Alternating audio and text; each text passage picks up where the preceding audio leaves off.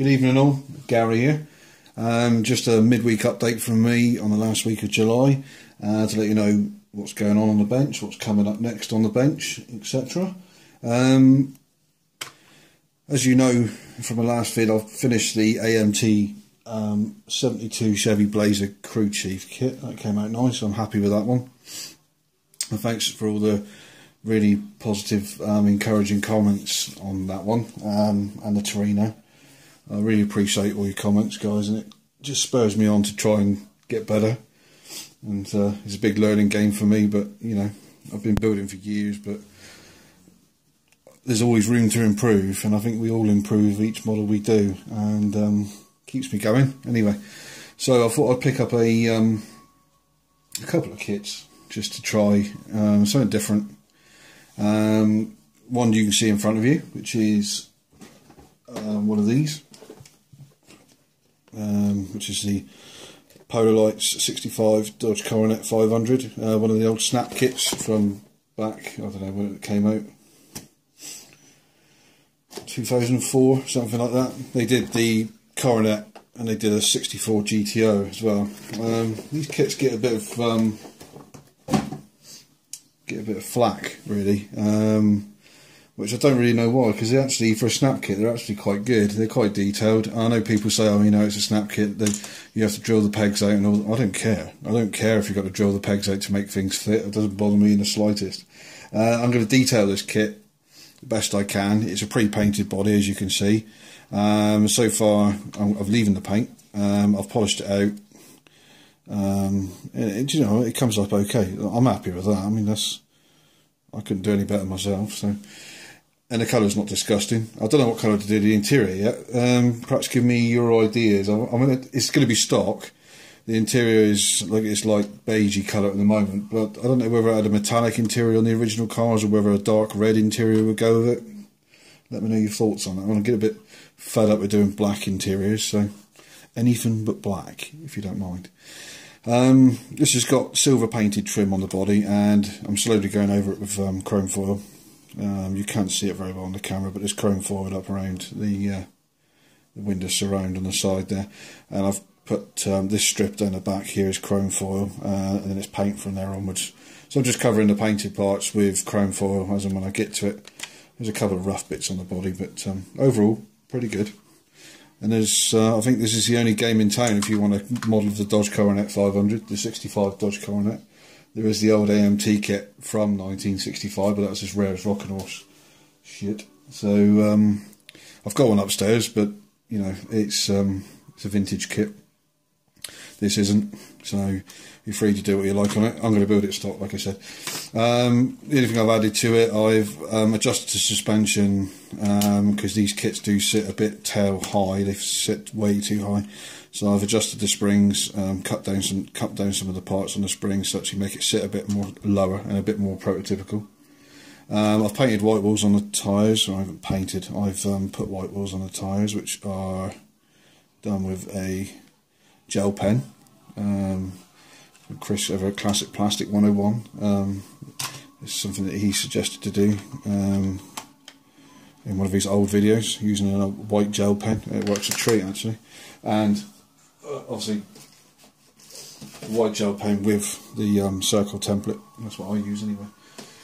So yeah, we're doing that one. No rush. It gets done when it gets done. It's just something I can whittle away at as and when.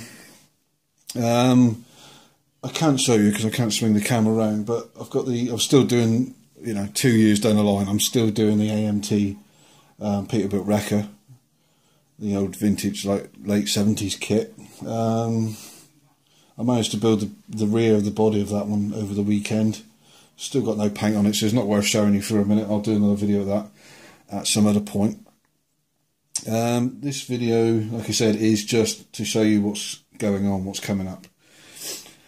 My next kit, I've really dug into my stockpile for this one. Something you don't always see, and it's an old kit. And there we go. And you've some of you guys probably seen it, some of you guys probably haven't. But it's a Frog kit. It says AMT on it. That's because Frog was the biggest, well, that and Airfix was the biggest producer of plastic kits in the UK back in the 60s and 70s. And they borrowed, I don't know, about 3 or 4 moulds from AMT and reboxed them basically in a frog. But this box is hanging, but then this box is very old. This is an old kit. It's basically, internal contents are an AMT 1968 Corvette annual kit. As you can see, this is showing its age, but it can be built a couple of ways. You can build it as a stock roadster, or you can build it as a racing Corvette. It comes with all the decals and everything. I'm going to do a separate video unboxing this kit and showing you the parts that are in it, because I don't many of you have actually seen one of these in the flesh.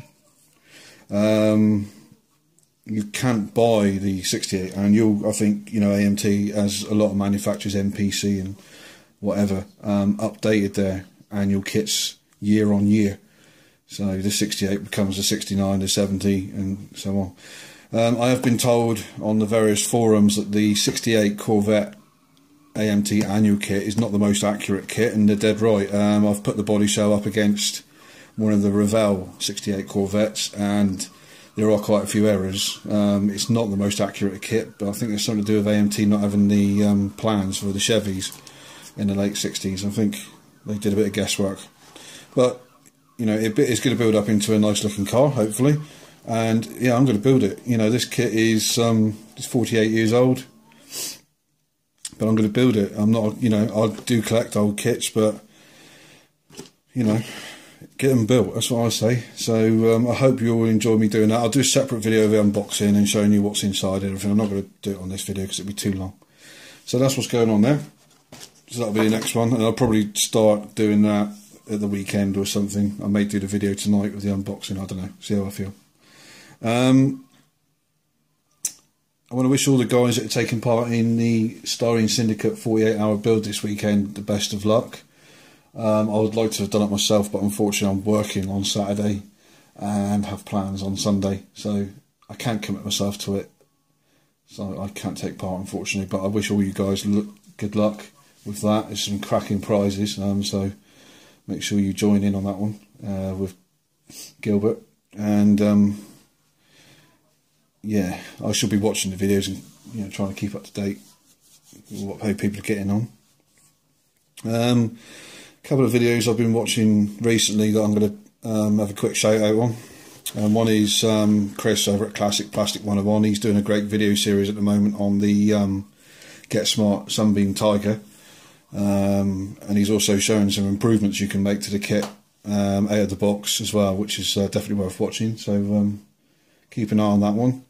And yeah, I've been watching, I mean, I watch every Sunday. I watch, I think, Jan Hare, Northview Model Shop.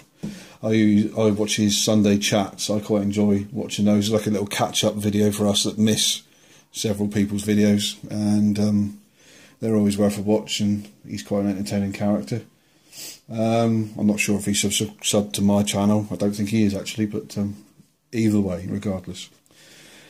So, yeah, best of luck, guys, with the 48-hour build. Anybody that's taken part in Cherry Cheeseburger's Gasser build or any of the other builds that are going on at the moment, I'm sorry I can't commit to it, but I've just got too much on with work and other things, and I don't want to disappoint people, so I'd just rather build at my own pace. Don't think I'm being obnoxious or anything like that, not at all. I love watching all your stuff and your videos, and I just can't commit myself to it, so I prefer to build at my own speed.